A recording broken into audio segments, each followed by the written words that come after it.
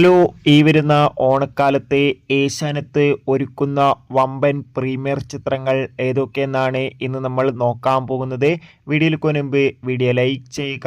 ഒന്നാമത്തെ ചിത്രമാണ് അജു വർഗീസ്, ഷൈജു കുർപ്പ്, ജോണി ആന്റണി എന്നൊക്കെ പ്രധാന കഥാപാത്രങ്ങളായെത്തിയ സ്ഥാനാർത്ഥിനി ശ്രീകുട്ടൻ. ചിത്രം സൈനാപ്ലേ എന്ന OTT പ്ലാറ്റ്ഫോമിലൂടെ OTT റിലീസ് ചെയ്തിരിക്കുകയാണ്. ചിത്രം ഓണത്തിന് നമുക്ക് ഏഷ്യാനെറ്റിലൂടെ ആസ്വദിക്കാം.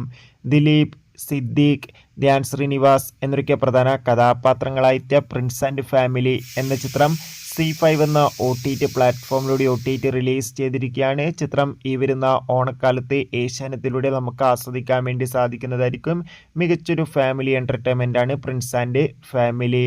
അടുത്തൊരു ചിത്രമാണ് ഷർഫുദ്ദീൻ, സുരാജ്, സന്ദീപ് എന്നൊക്കെ പ്രധാന കഥാപാത്രങ്ങളായിട്ട് ചിത്രമായിരുന്നു പടക്കളം. ചിത്രം മികച്ചൊരു കോമഡി എൻ്റർടൈൻമെൻ്റ് ആണ്.